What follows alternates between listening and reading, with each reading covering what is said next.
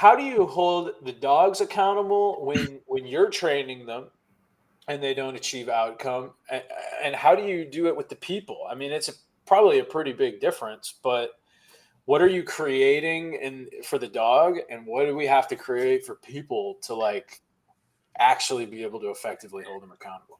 To hold them accountable is for dogs and people both. Really, it's expectations.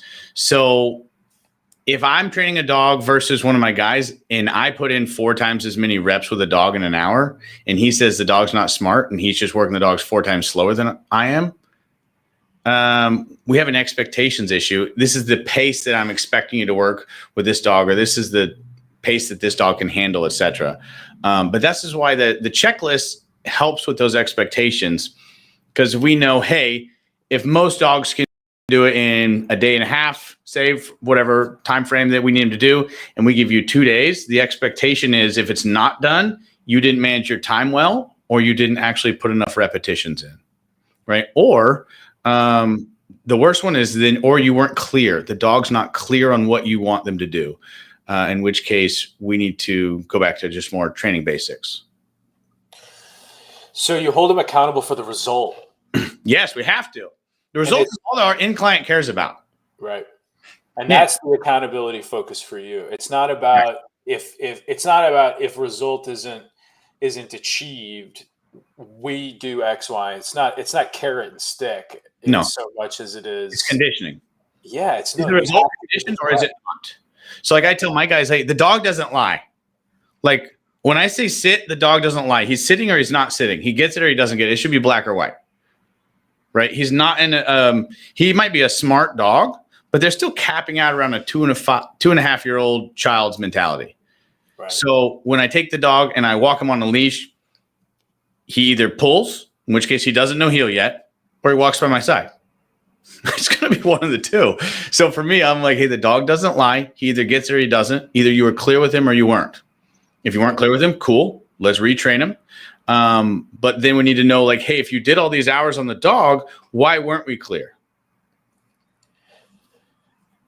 So I adore that as effective accountability. And the reason that I do is because it hands the discomfort into the lap of the individual that owns it.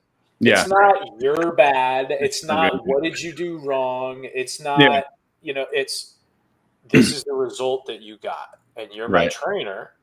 And my expectation is X and you have delivered Y. And we need to figure out why that is the case. Yes. Because we can't do that. And it gives them the autonomy and the ownership of I own this problem and I get to work to solve it.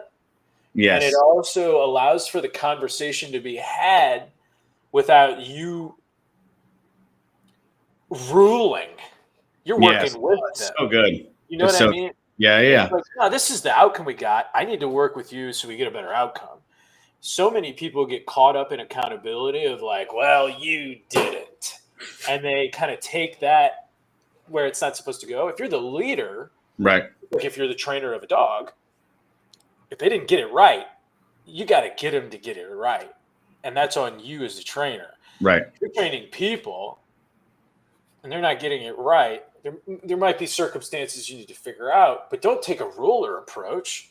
Right. Figure out what is going on and why, because that's where your agency as a leader is, from my perspective.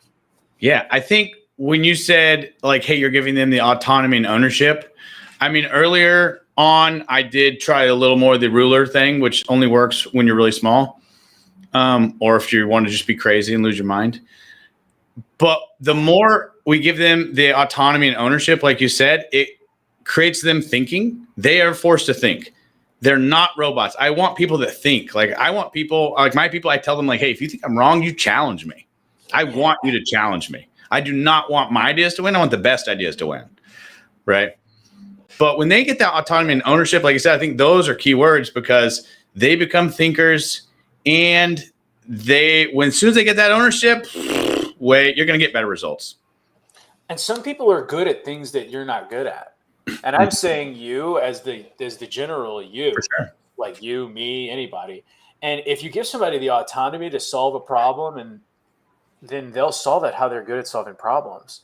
And you maybe never seen them solve a problem in the way they solve problems. And you could have a result from a trainer or a franchisee or a pizza maker. You look over and you're like, oh my God, did he just stretch it with his elbow? I've never seen that shit before. Even have washed those elbows, but that was fast. You know what I mean? Like, whatever, right? It's a good example. But you might see something and be like, wow, okay, well, now that's innovation. That's where innovation comes from. Yeah. Is when people are given the space to problem solve with autonomy. Yeah. We've had a few of our techniques we've added into our system that were from other trainers, not me. And a few of our most profitable packages were not my idea. You've got to be able to take other ideas. I love that.